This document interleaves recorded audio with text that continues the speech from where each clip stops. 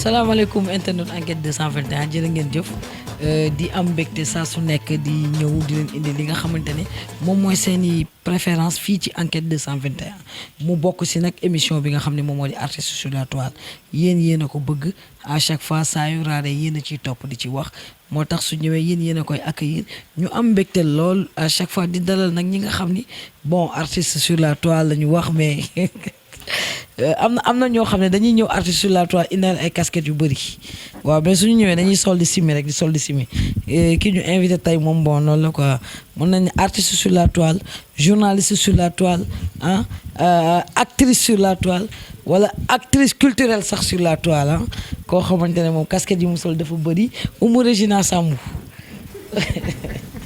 Aminata. Régina. ça va yaa ngi si jàmm waaw alhamdulilah mais namoon nañ la Sénégal bien vrai que ñu ngi lay gis si beneen wàll mais dafa am wàll boo xam ne moom namoon nañ la si nag. mooy ban wàll. waaw mais yaa ma gën a xam wàll bi ngeen ñëwee am na benn xale léegi bu ne de Dolanda mais xam nga problème ba bàyyi la nga nuyu ba pare ma laaj la loolu. waaw Aminata di la nuyu di nuyu technicien yi nga àndal ci émission bi di nuyu internetu enquête 221 di nuyu sama grand Amath Diouf aussi. voilà xam naa bu la fi gisee dina ko jaaxal parce que man nii lay defaa dama jege wu si àgg rek woo kenn mu jaaxal ko mais Oumou Régina Sambou boo soo ko non damay bañ Oumy la. Oumy waaw Oumy waaw mais Oumou moo gën a neex. Oumy moo dàq Oumy Régina moo dàq. Oumy Régina waaw. Oumou neexoon na mais grave ba tey bu la neexee defal Oumy Régina Sambou waaw voilà man lu ma jaaxal ndeysaan soo ko déggee da ngeen naan benn tubaab boo xamante ne mi ngi jóge au fin fond France ci seen biir kii tubaab yu soxor yu dëgër yooyu noonu benn joolaa boo xamante ne ndeysaan soo ko déggee mu wax sax olofam sax setul danga fàtte sax joolaa bu rax lebu. boobu yëguma ko woon léegi lu la wax man sama yaay waa yéeni géej la. donc xam nga. booy jaay lébu tamit di ma jaay kii man bu ma demee si sama ndijaay yi tamit doo ma ëppale dara ci lébu yi. ok wax lu la nga yàq sa bopp ni yow koy lu la nga gasax ni luy gasax. gis nga. taxawal lu tax nga bëgg ma gasax loo dama gasax. gasax man xam naa sa olof bu tubaab la. non yaa ko bëgg def olof bu tubaabee lu tax lu olof bu lébuwee kenn daa làkkati wolof bu lébuwee nga bëgg ma kaa làkkaloo sa ba wolof lébuweewul boo bëggee ñu dem sama maam Fass gii la dëkk mu làkkal wolof nga xam wolofu lébu nu mu mel gis waaye xam nga bi nga yoree micro bi làkkoo ko non damay bañ làkk fi réeral la ñaan waa ki lu muy wax ma kenn doomu réeral bu boobaa moom ñu ànd dem rek non garaaw xam naa moom am na woowee mais nag joolaa lébu tubaab bu dégg olof mais quand même ñuy am mbégte ci dalal la ci artiste sur la toile ñu génn feneen parce que bëri na loo xamante ne artiste sur la toile wal nañ la ci mën a dalal ñu wax naa ne ko surtout que fi jamono toll Oumy dafa am loo xamante ne en fait dama ko remarqué mooy on est en 2020 fi lépp avancé ci Sénégal ñu dem ba gis tey loo xamante ne man mën naa ne fii ñu toll nii amu fi woon place muy ŋàññante. waaw man moom dëgg la. surtout dafa nekk loo xam ne lu ma metti la man bi ma ko gisee dama ko daan gis ci ay politiciens di ko gis xëy na ci ay ñax léegi diine ji dugg nañ ci mais bi ma ci gën a metti te ba gën a tax sax ma la ko laaj mooy entre journalistes yi su journaliste demee bay jóg bay xeeb moroomu journaliste am di ŋàññ naan man dama jaar fi ma jaar fier ci jënduma sama diplôme ki jënd diplôme mérite la jëndee diplôme wala gisoo loolu. fii Aminata li nga may wax loolu nii tamit. non man personnellement loolu laay déplorer moo tax tàmm naa sax di gaaruwaale sama xaritu journaliste yi naan leen léegi sax man heureusement bàyyi naa journaliste actrice la wax bi jeex. comme ay journalistes entre nous confraternité bi nga xam ne c'est une règle boo xam ne dañ ko war a sàmmonte nu mu mënti demee tey moom lañ jël bazardé ko ba ñun soxlaatuñ sax qu'on nous montre entre nous man nee naa leen que ça soit journaliste wala animateur wala ku mu mënti doon lenn loo xam ne warloo nañ ko entre ñun muy ku nekk na wekk sa morom.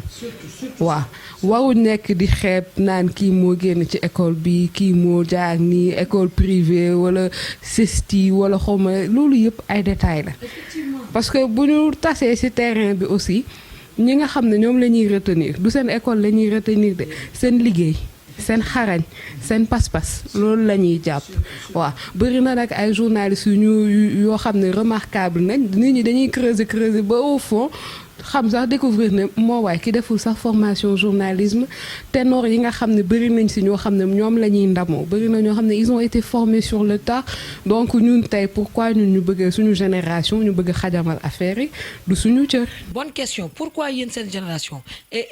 ñoo bokk génération de.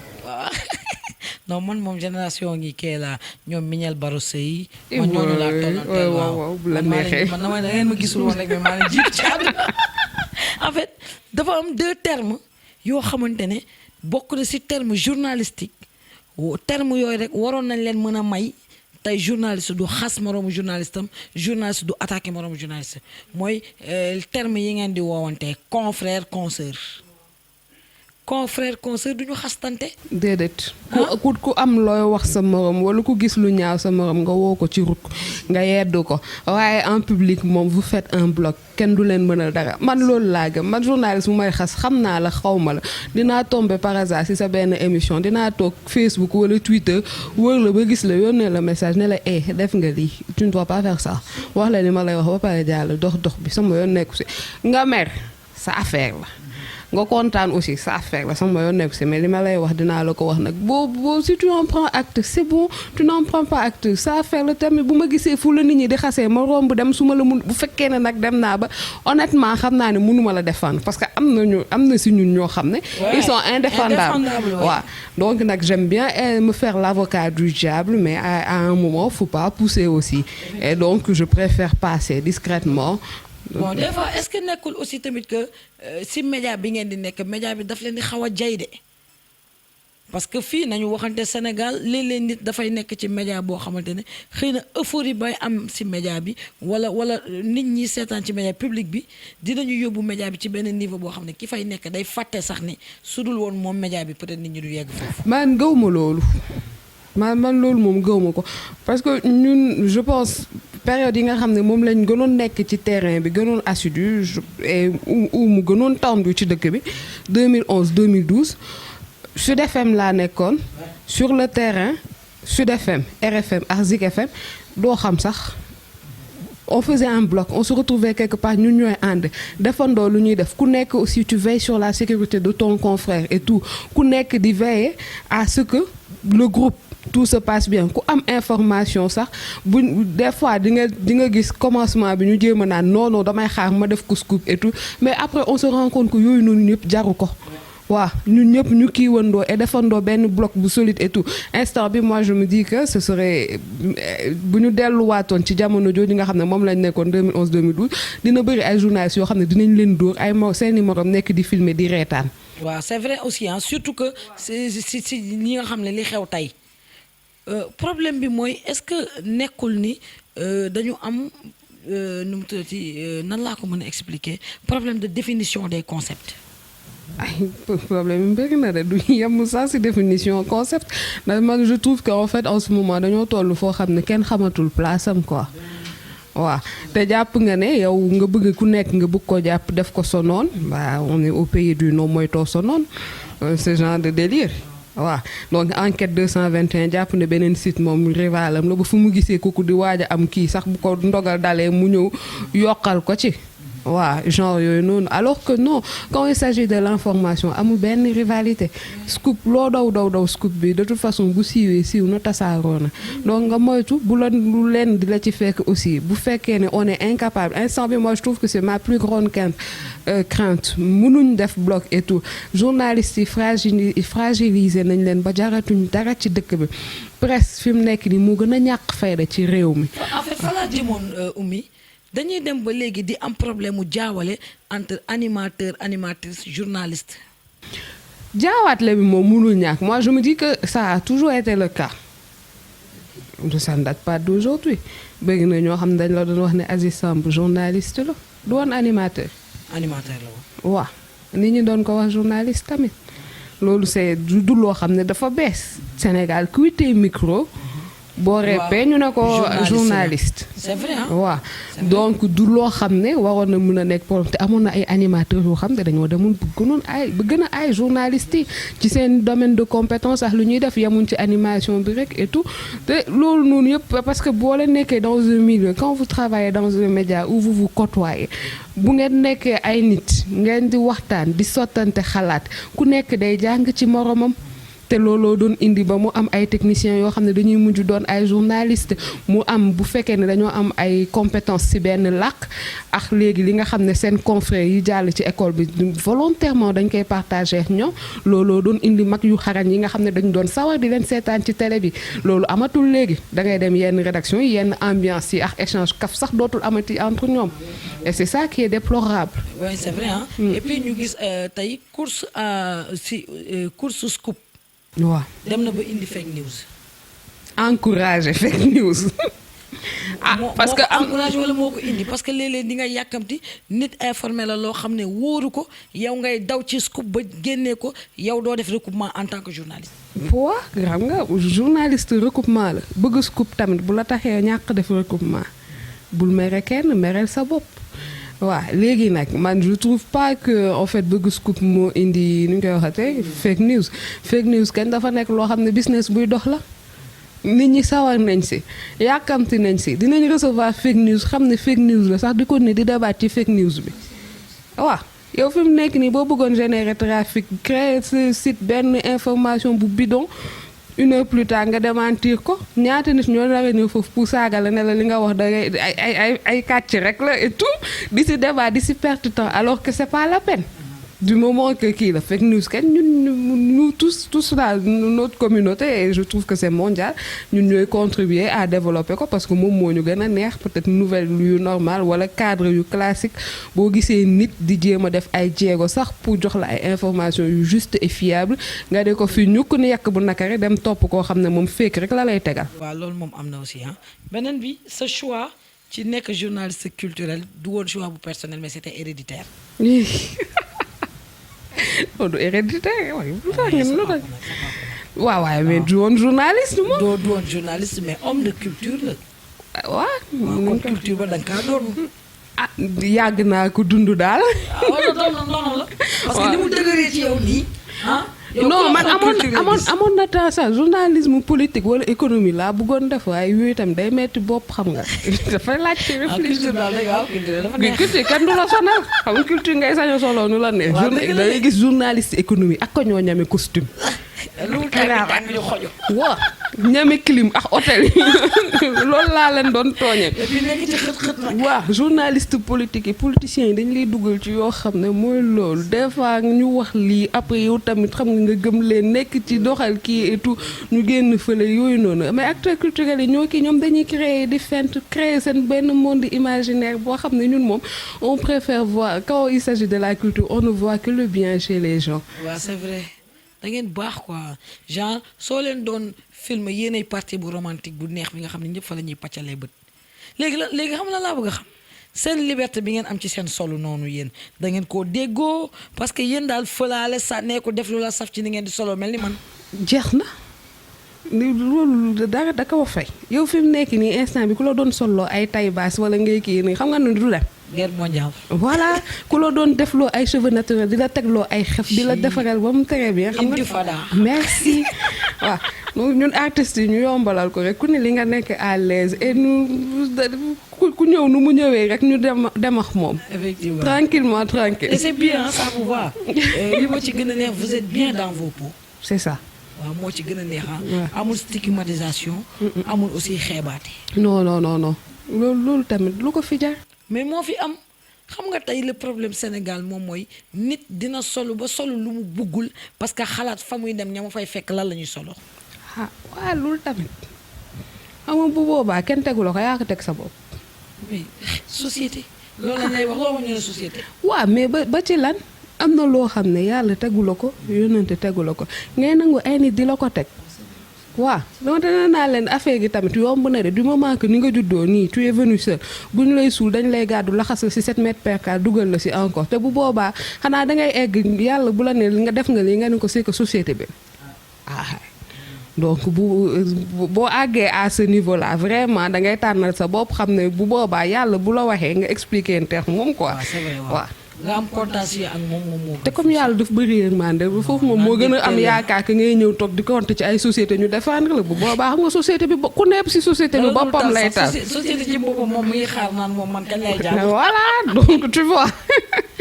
beneen bi aussi bi nga ñëwee intégré bi Sud FM dem nga ba sa casquette journaliste culturel da nga ko teggi teg fële nekkoon nga chroniqueur judiciaire dugg ci wàllu politique économique donc dem nga ba dem amatoo limite. non en fait bizarrement rek man culture laa mujjee. bi ma ñëwee Sud FM chronique bon nu nga te chronique judiciaire laa njëkkee avant nekk desk économie. balaa période 2011 2012 moom politique moom c'est moi qui m'en occupé waaw manifestation yi yëpp ba ñu dóor ma lacrymogène gaañ ma ci laa bàyyi. léegi benn rek laa lay laaj gendarme ya nga jote loon ca palais de justice ba loo jotee ak ñoom ba ñoom ñoo tax sax nga bàyyi di couvrir ay procès. non gendarme bi dafa amoon benn gel ci journaliste yi bu ñu doon jéem a doxaan et gel bi chaque jour da ko doon koŋ quoi léegi chaque fois ma toog fi ma toog di reetaan gendarme bi. ba jour boobu ñu kepp ma ñu ne ma dama doon manipuler son portable man leen manipuler ma son portable ñu génnee ma expliquer le gars ce qui s'est passé mu ne ma waa dugal et tout ma dugaat après kenn ci GIGN yi ne non en fait le fait ma dugaat day remettre seen crédibilité en jeu ma ne leen yéen ay naa fekk ngeen du ngeen niiti dara parce que fi mu nekk nii c'est sous de fallacieux prétextes que vous me sortez et après ngeen di wax vous avez tort et vous avez le culot d'expliquer leneen keneen ki mer et tout bëgg ñëw xeex xulóox man et tout gendarme beneen bi ne ko noo garaawul bàyyi ko bu suba day ñëw mooy couvrir procès Karim Wade ma egg rédaction man leen dootuma couvrir procès Karim Wade ndax xam naa ne rédaction yi comment ça va se passer après on va vouloir te dire non faut que tu t'excuses ou des choses comme ça man leen bu nekkee loolu man dootuma dellu tribunal parce que xam naa ne ñu ngi ma fay xaar. waaw xam nga ne yaa tooñ. tooñu ma si déedéet. yow lañ ko nga xam ne dañ ko ngay rey yaa tooñ. mais au lieu mu liggéey muy nekk di doxaan. mais tamit ci liggéey bi la gisee kuy doxaan. gendarme la surveillance ko fu yóbbu amul pour nekk di doxaan benn. yow nag wax nga wax bi xam nga kii surveille mooy gis ki muy nam. mu xaar ba liggéey bi dañu nekk en plein procès dañu stressé muy nekk di doxaan mu doxaan ñu koŋ ko léegi nag chaque fois mu ma tourné xool ko ne oh kii nga koŋoon gis nga tooñ maa boobu Sénégal gi lii moo tax xoolal non mais quand même nekkoon na loo xamante ne aussi tamit ce qui veut dire que ne ouverture moom moo la mayoon loolu. si le fait que nga nekk ci chroniqueur judiciaire politique ak économique bi yëpp. En fait, parce que moi, je me suis dit, déjà, je voulais même pas être journaliste. De par hasard, je l'ai retrouvé dans le milieu et je me suis dit, autant découvrir, voir tout ce qu'il y a à faire, quoi. Donc, man, chaque fois, en général, man, je bouge trop Sud FM. Man, coucou, nous le présenter. Nga wara dem xew et tout. Man, douma dem xew. Donc, am problème, je peux le remplacer. ku bëggul liggéey Korité ak Tabaski y a pas de souci man Korité ak Tabaski génnuma Dakar donc amul problème mën naa la remplacer kuy màggal ak kuy gàmmu màggalu ma gàmmu ma dew ma fenn yow ci lan nga bokk ci sunu dund bi nii ci lan nga bokk man waaw man fépp laa bokk foo ma yóbbu ma dem non Régina wuy ji woo xew màggali woo gàmmu woo Korité woo xew da nga koy organiser Sénégal dañoo mën a improviser ay xew man loo ma wax 3 jours avant aw ma jotam dew ma déet xam nga tamit booy dem xew waaw maa daa ko dof lu nag waaye booy dem xew dafa am devoir de sañse waaw donc bu fekkee par exemple yow ay ñaata fan ngay bëgg ñu lay yëgal xew bi yëgal ma ko une semaine avant su dee takk la ñu yëgal la ko une semaine avant waaye gars yi dañuy naan yëglew ma ko de dama def xew bu ndaw nga ñëw fekk fu lu riis fekk fu nit ñi bëri et tout yow nga ñëw léseeru di wayaadi su dee ngénte la mooy moom bu mu tëddee ci hôpital bi rek na la ko ngénte bu am na sama benn cousin bu rakkaaju man kooku laa gëm jabar ji bi mu nekkee ci 8e mois et demi la ma woo ne ma yow yaay premier njëkke sa jabar léegi mu wësi wax naa la ko xam kooku prévenir na ma waaw mu jël samay matuwaay waaw léegi bu doon kii nga xamante ne comme genre man mii tey jii la ñu ñëw waxtaan si rek say samedi sam papa ne leen suba ñëw leen maye ñëw leen ma may leen. nga ñooñu génn nga woote ne ma Régina lii ma fi xew waaw loolu am problème. ok di nga dem. loolu kañ lu ñu mën ci dem bu ñu mënee dem ñu dem sinon ñu ne ay yow félicitations lii neex na waay waa après naa fajar yoon di am soriwut. ok dara méttiwul. ba tey si bu lay neex mais lan moo qu'est-ce qui a changé tes rêves à Sud FM. changer mes rêves. waaw si ba jur 3 démissions. wala topp. non du trois démissions troisième fois bi laa dem. troisième fois bi moom si nga ne abaana. non c'est en fait du mes rêves ont changé et tout man pour man nit boo nekkee fenn da ngay avancer. du ma ko xam ne je n'aime pas aussi de m'imposer de limites et des choses comme ça et je trouve que en fait booy def. ngay dem et tout qu'on te laisse la liberté après nga atteindre benn niveau ñu bëgg la ne non stop et tout man yooyu je ne suis pas dans ça te xam nga très souvent c'est le problème dans les rédactions da ngay bokk ak ñoo xam ne bokkoo leen ambition bokkoo leen façon de voir day dem ba finalement sax yow da nga fay xat waaw man personnellement je me dis benn instant looloo ma dal toog naa fa 2 ans yoo xam ne bëggatuma fa woon dara et tout donc quand j'en ai eu marre réfléchiruma parce que yàgg nañ toog di ma wax man parce que peut-être depuis 2011 sérieusement laa bëggoon dem ñu topp di ma wax naa ma non reste ba 2017 laa mujj démissionner définitivement. moom xam nga ne nag moom sës na quoi. te dafa yàgg xam nga foo xam ne prévoir fa def 2 ans nga mujj fa def 8 ans. bien sûr parce que bi nga fa ñëwee da nga ñëwoon juste pour nan laa ko am na baat bi tu étais juste ñëw pour comment nu mu tëddee. man dama ñëw Sénégal j'avais l'intention de faire le concours de l'ENAM. waaw concours ENAM mais Sud FM bi fay dugg ci nekkoo woon pour dem defi journaliste. da nga ñëw en observation. Stage d'observation laa doon def dans le cadre de mon mémoire de master. yóbbu la reportage nga toj fa. affaire yi neex ma man moom j'adorais parce que même sama premier stage bi ma defoon Radio Sénégal c'était comme ça ma ñëw def léegi bi may def stage d'observation pour sama mémoire ma njëkk def benn stage Radio Sénégal après ma def Sud FM mais Sud FM moom du ma ñëw moom j'étais complètement dans mon élément xam nga bi ma nekkee di stage Radio Sénégal sama grand Mamadou Thior tàmmoon na di ma tooñ bu ma ko indilee élément mu signé papier mu ne ma yow moom xam naa ne public doo fa mën a liggéeyee tu es faite pour le privé chaque fois il a l'habitude de me répéter ça di te moom day jël sama papier di charcuter rek naan ma laajuñ la lii bàyyi li ngay def et tout yow tu es faite pour le privé ma dem Sud FM mais Sud FM vraiment j'étais dans mon élément di roube di def lu ma neex façon proposition boo bëgg les gars te laissaient faire et te faisaient confiance. Effectivement, ce qui est important. Voilà ñoom vraiment dañuy gëm sa maturité gëm sa compétence et ku si nekk di la encourager di la jàppale te foofu très vite da ngay développer sa propre autonomie di mën a demal sa bopp Sud FM yaay monter sa bopp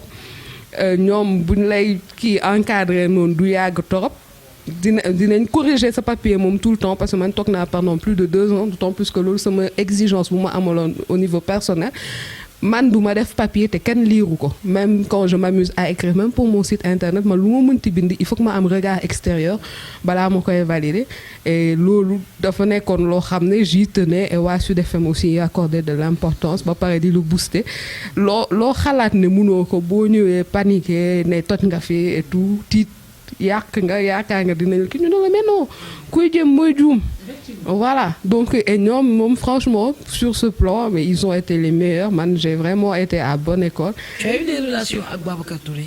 Babacar Touré première fois bi ma ko gisee ce qui était aussi magique à Sud première fois bi ma ko gisee c'était période de 2012 ñu tase par hasard fekk loolu defoon naa fa 3 ans beneen yoon bi moom. Je dirais c'est lui qui m'a convaincu même qu'il fallait démissionner, il fallait oser. Ben atelier CNRA à l'époque où il était président CNRA, ñu organiser benn rencontre avec ñi nga xam ne ñooy def théâtre ci weeru koor Mar Soppe ñoo ko organisé woon en tant que présidente association presse culturelle. ñoo ko waroon modérer je m'étais retrouvée à passer la journée avec eux et à manger avec lui à l'heure de la pause moom suñu waxtaan xuloo nañ ki surtout commenter entre jeune génération suñu génération journaliste ak seen génération journaliste ñoom et tout Parfois c'était assez houleux, mais et je me suis rendu compte que c'était quelqu'un de très ouvert vraiment. On a discuté de tout et n'importe quoi. Man benn instant maa ngi naan lii de est-ce que su ma paree sax Babacar Touré du ne ñu dàq ma Sud FM ndax ruube naa ko ba sonn et tout. Quelque temps après suñu directeur Baye Omar mu ne ma yow fan nga taseex Babacar ma wax ko mu ne ma moom de nee na yow moom tu es un bon élément qu'on te garde. Ma ne ko bon mu ne ma oui. On ko man kiiwuma de mu ne ma non de quoi vous avez parlé ma ree ko quoi parce que on avait parlé de création d'entreprise de la nécessité parfois de couper les ponts et tout et moom il te parlait de son expérience ñoom comment ils ont créé Sud et tout ça et tu te rends compte de fit bu ñu amoon ak peut-être ñoom niveau bu ñu tolloon amoon na ak temps yooyu noonu époque bi nga xam ne ci lañ créé Sud et tout ça. Bon bu paree ba pare ne ñun suñu génération dañoo tàppet il a raison waaw parce que ñoom heure bi ñu doon def li ñu def yëpp et tout le contexte était vraiment différent du nôtre ñun on a beaucoup plus de liberté et tout mais am na yenn yoo xam ne xalaatuñ ko ñemewuñ ko déet risque dafa metti de. mais lan la amul ragal. waaw amul ragal yàpp yàlla la. il faut give up. yow sama yaay lébu bi loolu la ma fàttali bi ma kiiwee bi ma démissionné 2017 après toog 2 ou 3 mois awma benn revenu et tout mu ne ma lan la affaire yi mooy loolu. c'est l'homme qui a peur sinon y a rien. Et effectivement moom laa wax benn yoon laa mës a déposer pour ut benn yoon laa dem entretien plutôt parce qu'il y avait quelqu'un qui m'avait contacté via LinkedIn pour ma dem entretien xool ko mais mu may laaj ay sama carnet d'adresse et des choses comme ça ma ni what the fuck toog xool mais attends fii moom franchement je me vois mal encore dem di jéem a liggéeyaat ci beneen entreprise et tout autant faire les trucs à moi quoi. Surtout ce qui est très important et son décès a été un choc. Ouais effectivement parce que bon je me disais décès un peu choc am na yoo xam ne tu t'y attends pas et vu que aussi dégguma woon que genre il était malade et tout découvrir au détour de comme lépp Facebook lañ koy taf et tout non WhatsApp benn groupe WhatsApp laa toog ma dégg kenn ku ko annoncé après déglu direct Sud FM comme ils ont fait keroog une édition spéciale jusqu'à 4h 5h du matin et tout ça dégg témoignage yi yëpp qui conforte aussi le souvenir que j'ai gardé de lui moom ce que les gens avaient l'habitude de nous dire qu'il était tellement plus quotidien que radio que par exemple si tu allais à Sud Quotidien tu avais plus de chances de le trouver là-bas mais Sud radio bi accidentellement la fa doon ñëw quoi et effectivement man li ma ko fa fekk bëriwul luñ fa tase benn yoon lañ fa tase ak peut-être anniversaire ou 25 ans Sud FM seen radio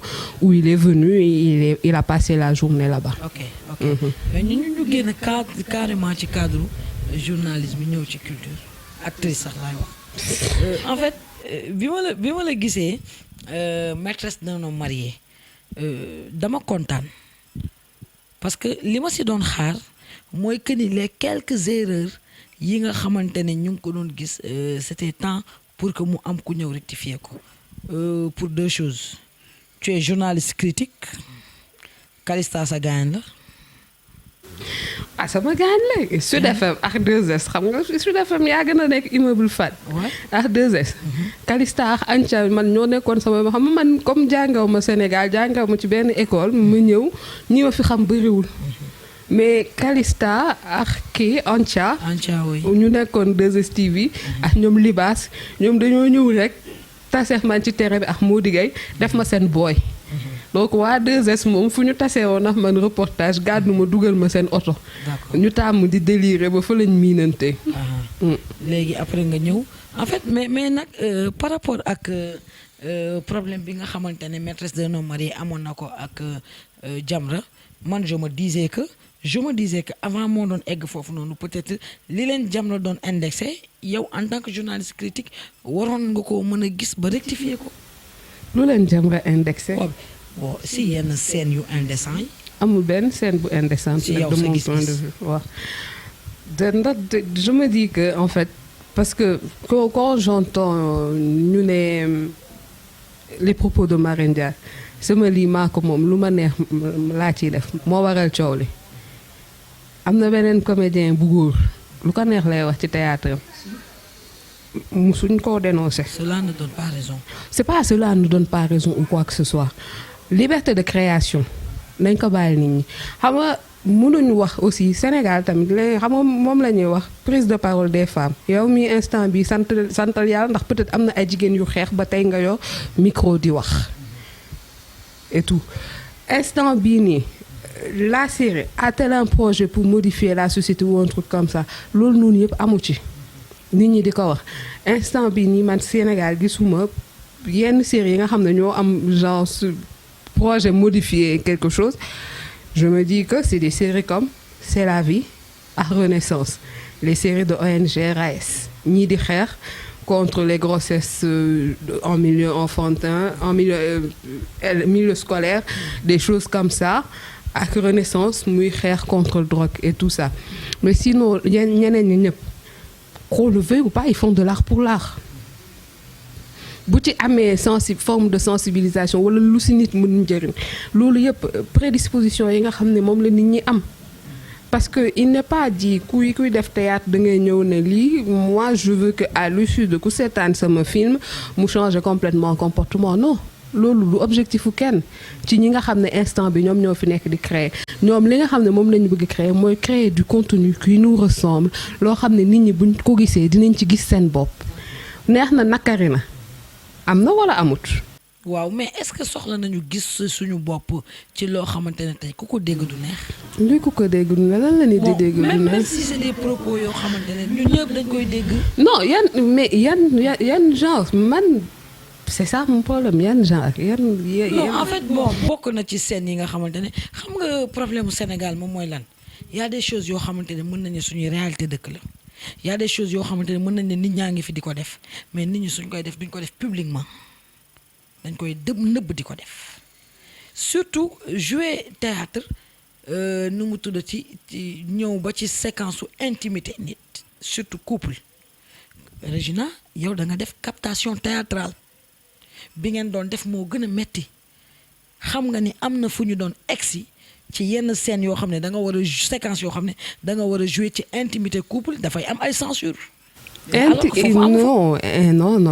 intimité couple mais on a vu Cheikh Diagne fopp Marème Diall tëdd ak moom si kaw benn lal ñoom yaa kii sol peignoir bon en fait c'était pas bon. waaw yow loolu si ñaata théâtre nga ko gis. boo waxee non même bu dee am na ci 1000 scènes. non du compter scène man nekkuma li la wax ne dañuy compter scène ou des trucs comme ça mais seen intimité yan dafa nekk guléet. loolu laay bañ nag. waaw bu la neexee nga bañ ko mais tamit. bokk ci li fi am est-ce que def lu particulier gënu ko. bokk lu fi am def lu particulier couple kañ du couple intimité du dañuy film couple kañ lan la on les a vus s'envoyer en l'air non. déet taxal dañuy wax da nga leen gis ñu sol nuisette non. yan moom laa leen bul tax ma wax li ma metti ci seen solu waxal nee naa ko dama xamut man ban dëkk la nit ñi di sol nuisette di sol ay soutien ak ay dessous ak ay jiital ci biir. yow daal la ko bëgg daal. bu fekkee ne dañ koy tourné kañ nañ ko defee nañ koy defee. ci dëkk yooyu. wuy ma dëkk yooyu noonu amu ci nuisette bu fekkoon dëkk yooyu noonu la ñu waroon tourné Cheikh Diagne ak Marème moom xam nga ne la ngay wax moom du loolu la ñuy wax leneen la ñuy wax mais ay taati neen la ñuy débat mais du li ngay wax te loolu franchement bëgg non mais. yaa ngi koy bëgg yóbbu fu mu àggut de. te li ma lay wax te tamit moom laa lay wax man leen tamit fu ñu nekk nii li ci gën a neex man li ma ci gën a métti dans toute l'histoire naan nos enfants vont regarder ça film boo xam ne ñu ngi koy teg 22h man ba jamonoy baax xale kañ lay toog di xullee ba 22h di nekk ci kanamu télé.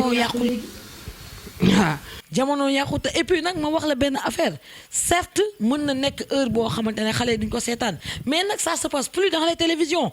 c'est sur les réseaux sociaux te réseaux sociaux yi parents yi amu ci ñu ci mainmise boo xamante ne mën nañu tere xale yi dem fa. du tere xale yi ñu dem fa de moom kañ mën nañ contrôler li ñuy def sinon xam nga yaa plus simple àdduna mel na ni mu mel nit ñi nañ waxtaan ak seen njaboot.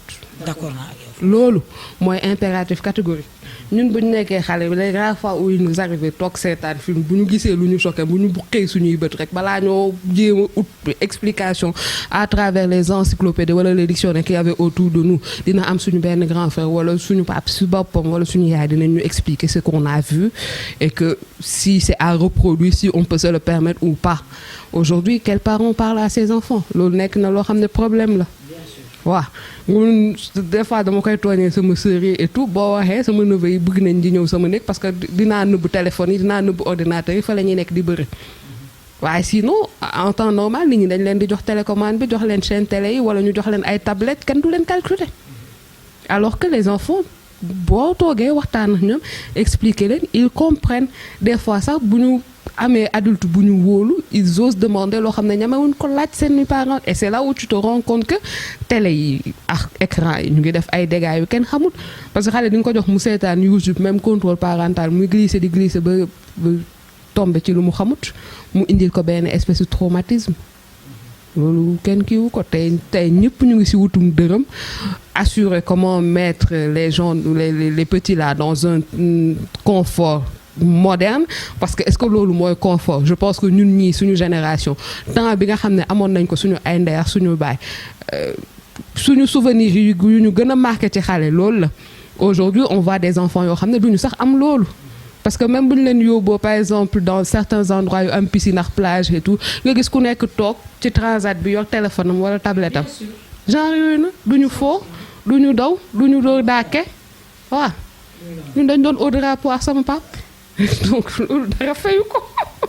dara fayu ko ba en fait ma ñëw ci sa rôle ci biir maîtresse d'un homme marié xam nga li def charme série bi mooy suñu paree débat bi nga xamante ne moom mooy am dans les réseaux sociaux mais man si laa comprendre ne Sénégalais yi dañuy seetaan mais comprendre ñu ndekete et j'avais tellement envie d'être dajale monde bi yëpp ci benn salle surtout sénégalais yi seetaan yëpp ma jël micro expliquer leen sérieux parce que man quand les gens ne comprennent pas ça me fait mal ndax kenn ku si nekk da ngay wax ni nga gisee ak ni nga déggee alors que yaa ngi yàq wala yaa ngi juum xam nga lu tax ma wax loolu rôle Régina ci biir maîtresse d'un homme marié ñoom rôle avocat bi rek la ñu gis fàtte nañu ni dafa nekk sëru koo xamante ne dafa subir ay souffrance ci biir sëyam fàtte nañ ne dafa nekk koo xamante ne elle a été victime que ni amoon na lu mu yaakaaroon kii tax ba yaakaaram boobu tas te non dëgg la wala du dëgg. waa dëgg balaa maa yeggali dëgg la wala du dëgg. waa dëgg la. yaa ngi comprendre donc ñoom fi ñu la doon xoolee mooy le fait que tu étais aigri wala da nga iñaane sa sœur mooy sëy yow sëyoo. da nga bëgg kut ko kut tas sëy bi am na ñu bëri ñoo xamante ne seen analyse xam nga lan la woon que da ngaa nopp tayiru. waaw boobu ma def rek. si am na si sax da nga nopp Dalanda ñi doon ne peut-être lesbienne la ñuy jouer. c'est ça loolu moo tax ma ni man les gens ndekete dañuy seetaan mais ils n'ont absolument rien compris. waaw loolu moom c'est vrai ça moom c'est vrai. en fait lecture boobu laa c'est même le cas de Dalanda. Les gens n'avaient pas compris que ni après tout ce qu'il a fait benn moo waroon intéressé Sénégalais ci démarche Dalanda bi mu nekkoon en toute ouverture son mari est venu lui dire que ni je t'aime plus te loolu lu rëy la yàlla moom moo ñu wax ne sëy lan moo ko lal cofeel ak yërmande sa borom kër bu demee ba ne la amatuma cofeel si yow est-ce que sëy amati na xam nga amatul. léegi nag nit ñi comprendre wuñu noonu dem nañu sax ba ni comme may nañ ko oto jëkkëram mi ngi essayer di delluwaat jëkkër ji dafay dellu si pour jéem a calmer jeu bi mais bëggatu ko ce qui veut dire que ni foofu lu mu yàgg jëkkër ji dafay nekk pour la forme mais da koy continuer di ko métital c'est manque de compréhension la chère Sénégal comment vous l'avez vécu. danaa la rôle boobu noonu li ma ci gën a métti ñi may woo après pour expliquer ma ñoom tamit pourquoi ñu bëgg a divorcer di xaar ma leen di jàppale comme ni may jàppale joué Dalanda ci série fàtte nañ ne ndeysaan da nga doon joué. loolu ma gën a métti ci série bi. Et ce que je disais à une amie ma ne ko franchement je vais arrêter li may def parce que man personnellement ñëpp xamee nañ ma ko xarit bu marié sax tem boo dofloo sax ma bala teg la ni tege ndax Sénégal boo nekkee marié ngay ànd célibataire lu am problème ci couple ñu ne xaritu célibataire bi la. Donc moom la série là a été l'occasion pour moi de renouer avec beaucoup de gens yoo xam ne depuis bi ñu marié offoon naa leen je ne leur parlais pas et tout mais ñu lay raconter parfois ce qui peut leur arriver dans leur vie de couple massa rek nga leen mën a wax tu compatis parce que peu importe yenn genre conseil la ñuy xaar même bu ñuy xaar pour nga ne leen tasal aussi après mooy loolu doo mën a doo tala nekk présent pour ñoom parce que bu boobaa pression sociale bi ñuy vivre et c'est la pression sociale qu'a vécu Dalanda où tout le monde lui dit que il vaut mieux qu'elle reste avec son mari là qu'autre chose. te teguñu ko fenn si ay cadeaux yu ko jëkkëram jox des objets yoo xam ne moom sax elle peut se payer ces objets là. Ce qui montre le manque de considération qu'on a pour les femmes et pour leur bëgg-bëgg dans ce pays. waaw mu neex mu nakari mais loolu rek la wane quoi donc fi mu nekk nii à la fin ñi ko gënoon ngañ naan ko waa parce que dafa am dërëm mënal boppam moo tax respecté wul jëkkëram te ku manqué respect moromam fàtte nañ li mu ko def yëpp li mu ko muñal yëpp li mu ko géral li mu ko nëbbal li mu ko suturaal du ko puus ba mu sës puus ko ci miiru wis bi. ba yaramam dagg. waaw mu doog a fippu. effectivement waaye comme nee nañ dëkk bi moom xamuñ ku tooñ ku fayu lañu xam parce que aussi dal na la même sa comportement ak Tahirou en fait benn fayu la parce que tey amoon na koo yaakaaroon ba mu waroon la takk Tahirou yàq ko. donc tu as toujours cette dent là. Alors moom laa dans le truc du personnage moom laa doon wax Calista man ko loolu partie boobu waruñ ko woon monter ndax wax na ko carrément que moom géré wu ko mais juste que elle considère que ku mel ni Tahirou mérité wul Dalanda point loolu musa nekk position changé aussi waaw. oui c'est ça ah. boobu du fayu de. boobu daa jàpp ne da kaa mérité wul rek. waaw parce que dafa jàpp ne Tahirou yàqkat la.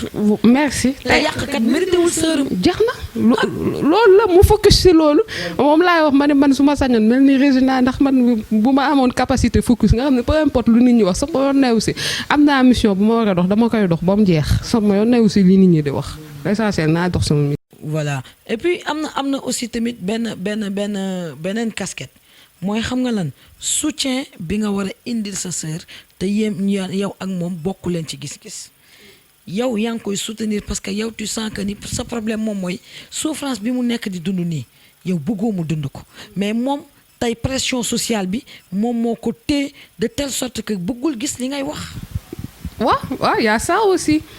C'est toujours c'est comme ça que ça se passe loolu moom c'est la stricte réalité nit ñi di nga jéem a wax di nga jéem a kii ça va finir par yow yaa ko influencer yow yaa ko kii alors que non xam nga ne sa décision n'est pas facile à prendre mais tu la soutiens pour qu'elle se change les idées et tout yow tu es de tout cœur avec elle décision bi mu jël moom nga valider et tout doo ko permettre mu changer avis non day rester ci décision boobu mu bëgg ñu pression ko loolu yëpp amul sens na rester ci décision bu mu jël. Effectivement léegi loolu aussi ça montre que léeg-léeg ndeysaan métier ak famille léeg-léeg dina am réalité boo xamante ne il faut nga def choix.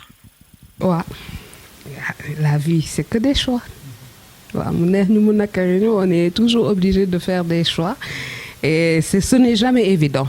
mu nekk ci fiction ak ci réalité ce n'est jamais évident ni nga xool parfois la balance peut pencher d'un autre côté wala beneen côté mais voilà quoi de toute façon da nga war a mën a def choix et l'essentiel nga mun koo nu ñu koy wax nga mun koo assumer moo ëpp solo. effectivement c'est très important bon beneen bi aussi tamit mooy métier avocat nag ci jigéen des fois boo deful ndànk sax xëy na ni ngay méttee noonu Régina est-ce que nekkul Calista sa frère sa gaañ la dund ngeen xamante ngeen mais xam na ne ku metti nga rôle boobu parce que léeg-léeg rôle léeg-léeg dina la xaw a nduru de. laa moom nag boo ko waxee dina la ne non Régina mel noonu Calista maa koy naan na calme na wàññi di waaw moom loolu léegi ma ne ko Calista première fois bi ma ko dégg ma ne ko Calista ñëpp nee nañ kii man la. mu ne nit ñi xamuñu la loolu la ma tontu. effectivement waaw mais donc mooy loolu. c'est vrai que da nga dugg ci rôle bi xam naa nag fi nga jaar la fi nga jaar par rapport ak théâtre xëy na nit ñi dañ la ciy doog a gis mais am nga foo jiitoo mais moom xam nga amoon na benn genre problème bu amoon diggante di ko génn na wax Biram comment il s'appelle encore Razak waaw Kader Razak génn wax en fait ñoom ñaar ñëpp dëgg la ñu wax mais dafa dese compréhension di ko dese na comprendre Biram aussi bon man point de vue personnel la c'était pas la manière de recadrer. waa moom est-ce que da doon recadrer xam nga Biram day ruube rek. waaw ruubekat la boobu xam nga nag Sénégal fii mën nga nekk di ruube mais après opinion publique bi ñoom ñoo koy pousse mu yéeg problème mu compréhension entre théâtre série film cinéma. moom laa leen wax man la nag li gën a dural nag mooy par exemple ñi nga xam ne ñu gën a gaaw a critiquer ñoom tamit ku creuser woon seen formation ne leen gaañ mënoo leen def. sérieux toog leen. bokkoo leen. c'est vrai mais bon gan du ko wax. nay rafet. àdduna lépp teraanga la. nee naa leen man li ma gëm. artiste dëggantaan artiste bi ku mën dafay mel ni ñoom Grand Lamine Ndiaye ak ñoom Mère Diagne mu neex la mu nakari la dañuy jouer ak ay amateurs scène bu ñu bokk ak amateur yéegal niveau bi effectivement. c'est sens du partage boobu art culture domaine boobu noonu boo fa demee ba fay siis problème am na du sa place waaw foofu am na yenn détails waawuñ see mën a dugg. waaw parce que bu ñuy wax formation théâtre rek bu ñuy wax léegi moom laa wax théâtre ca planche la ban planche moo amati ñoom gars yi bañ doon théâtre ñoom tonton Lamine Ndiaye ñoom Joséphine Zambo ñoom Awa Sen Sack ca Sorano. il faut tonton Lamine Ndiaye maa ngi koy lancer appel j'ai pas son numéro. naa la jox numéro parce que dama ko bëgg a woo li ma ko bëgg a laaj ci théâtre parce que man dama koy suivre am na rôle yoo xamante ne fii Sénégal. kenn du ko joué tonton Lamine Ndiaye moo ko fi njëkk a joué. joué na góor jigéen. voilà joué na góor gu biir. merci beaucoup.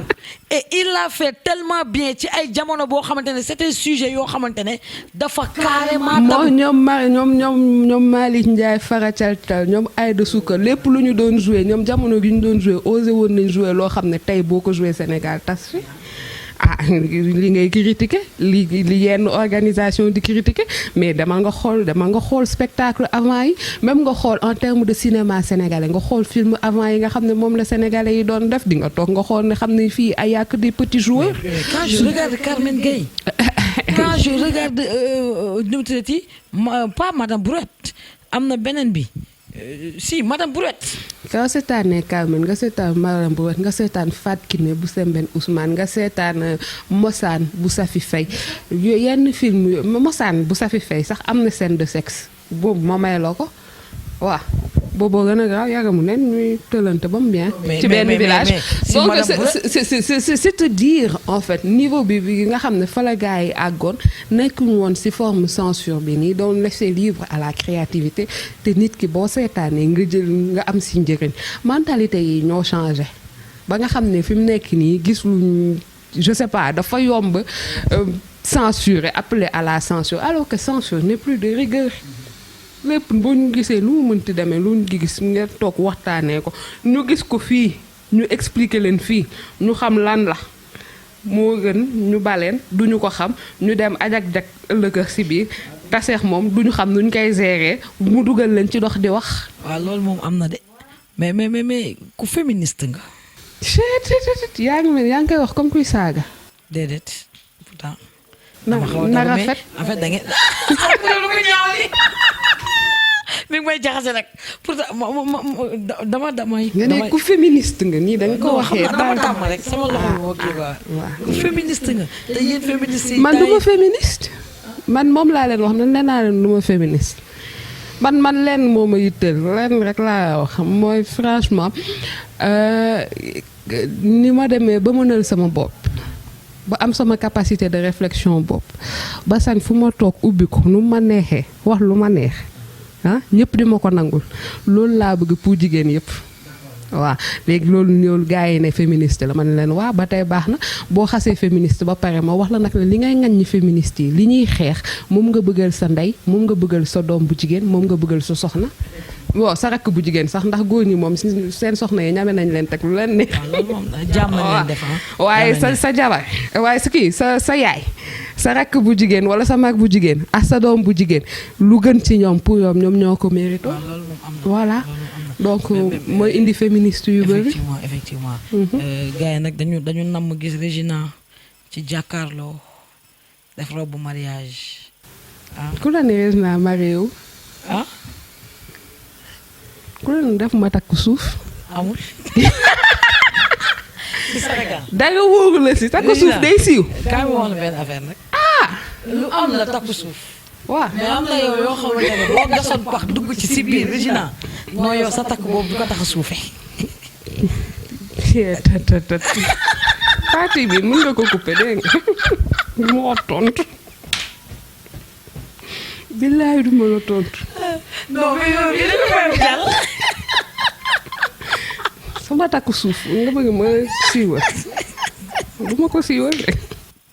non dama ni yow boo gasoon nii ñu gas teen ba mu xóot ñu dugg si tëj ko utal ko kubéer tëj ko ñu takk la foofu Régina boo génnee di nga fekk takk gi ci kaw.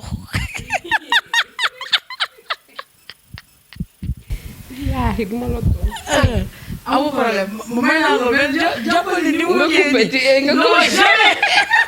nii lay ñëwee mais quand même ça fait un énorme plaisir léegi yaa ngi ci sa benn site internet te gis nañu ci gestion Covid bi nga si doon def lu am solo man particulièrement dama la doon suivre parce que Sénégal man li may wax moom mooy dañu amul bi fi Covid bi duggee ba tey amuñu dund koo xamante ne am nañu pandémie que ce soit ci comportement yi que ce soit ci communication bi que ce soit ci sax jëflante bi man dama jàpp ne peut-être dañoo comprendre bi ma gisee ci seen initiative la xamu mais ci yow laa ko gisee que information Covid bi ngeen jël ko traduire ko en wolof mu ànd ak ay gestes. boobu ban la sax. c'est des vidéos yoo xam ne dama ko doon gis souvent nga koy partager. waaw bëri na ay vidéo yu ma partagé période Covid bi mu di bu Lab Santé mooy collectif blogueur yi doon xeex pour la santé amoon na tamit collectif bu ma bokkoon mooy initiative daan Covid 19 bi ñu defoon en collaboration avec le ministère de la santé ak waa ministère économie numérique ak ban ak artistes yi bëri woon na ay artistes plasticiens yoo xam ne ñoom tamit amoon nañ ay initiative ak même ñoom Ibrahima Mbaye Thié amoon na ay court métrage yoo xam ne defoon nañ ko et tout ça te en général comme man nag tàmm naa lu nekk ma partagé ñëpp bu ñu defee seen yëf dañ ma koy yónnee. ma continuer di partager. mais c'est une manière de contribuer. Effectivement parce que pour nous c'est important que Sénégal ñëpp am même information bi par rapport à la pandémie waa Lab Santé ñoom ñoo njëkk def message de sensibilisation yu ñu traduire ko dans toutes les langues yi nga xam ne moo am Sénégal. waaw boobu moom ut naa ci ay mbokk joolaa ñu jéem a traduire affaire yi nii def nañ ko en saraxule en séeréer et tout ça après vidéo yi il fallait faire en sorte que ça soit compréhensible pour tous yooyu noonu yëpp mesures barrières yi artistes yi tamit ils ont beaucoup créé durant cette période dans les graffeurs gis nañ mur yu bëri yoo xam ne def nañ geste barrière yi parce que tout le monde ont trouvé que peut-être état bi nu mu doon communiquer nii il ne s'adressait qu'à des sachants wala à une partie du Sénégal et que pour ñun il s'agissait au maximum de toucher le maximum de population. surtout c'est très important. Effectivement c'est très important jël nañ sa temps yëpp ñoo ngi jégalu. man nga xam naa ne tardé naa sama beneen rendez-vous bi. maa ngi sant di leen gërëm. di leen sant yéen it pour invitation bi. voilà waaw am nañu mbégte lool waaw wax dëgg yàlla am nañu mbégte lool xaw ma nag ndax yow mbég. waaw daa am yenn parties yoo xam ne dañ koy coupé ba pare boo ko defee ma bég. waaw bu ma defee loolu di nga bég. waaw non mais sérieusement ak interview man su neexee si man neex na si Sénégalais yëpp. waaw day am yenn parties yoo xam ne boo ko coupé rek après day. dama xam naa ne loolu dina leen neex su biir. fut un énorme plaisir. Ouais, plaisir partagé di leen sant di leen gërëm ci invitation bi di ko rafetlu aussi di rafetlu esprit bi nga xam ne yow moom nga am ndax yow moom Aminata Paye yow tamit léegi comme réseau social da ngay dajale di boole rek te loolu moom lu rafet la xam nga fi mu nekk nii ñooy nekk dans tout le temps di jéem a mettre les gens dos à dos nekk dans une logique de rivalité yow moom teg live nga yaay faal nga. man léegi damay dugg culture sax. moo ko yor. parce que non xam naa ni man dama xaw a am ci seen kooku. non moo ko yor ñun lu suñu yoon nekkul suñu yoon nekkul. sérieux man di dama dund mel ni suñu yéen dund. ah. wallaay bi dama mel ni yéen. kenn du moo ñu tax rek dama leen fan je vous suis. oui di nuyu sa groupe bi am na suñu ma xam. waa ñëwal suñu groupe moo ko yor. non damay ñëw si mais quand même merci beaucoup. Merci à toi merci vraiment. Voilà journaliste culturel ah nekk aussi tamit actrice ci maîtresse d'un homme marié mais aussi di participer ci yeneen anam yoo xamante mais on attend que tey ngeen octroyer ku mel ni yow Regina ak ouverture bi ngeen octroyer yeneen xale yi ñëw formation. dañoo bëggul former wu nag loolooy wax ji mais ñun dañuy jéem a organiser des formations par rapport à la critique d'art critique cinématographique et tout mais xam nga lan moo gën a drôle moom laay wax moom moo gën a reetaanlu da ngay organiser une formation pour des journalistes ñu ñëw wax seeni caméraman ba mu jekk ñëw couvrir cérémonie d'ouverture gàddu ranger seeni caméra dem seen yoon balaax sa saal nga wayadi comprendre ñu alors que fi ñu jëm nii la formation sera primordiale loolu nag ku ko xam léegi da ngay teel a dox ci formation parce que nag bon li waral coow li moom mooy Sénégal mooy dëkk boo xam ne domaine bu dox ñëpp a dugg ci c'est ça mais nag yàlla nañu yàlla jàppale. merci beaucoup Regina merci à toi encore plus di jaajëfal internet enquête 221 lii lañ leen indiloon tey ci artiste sur la toile. di leen dig daje ci beneen artiste sur la toile ak beneen invité jërëjëf.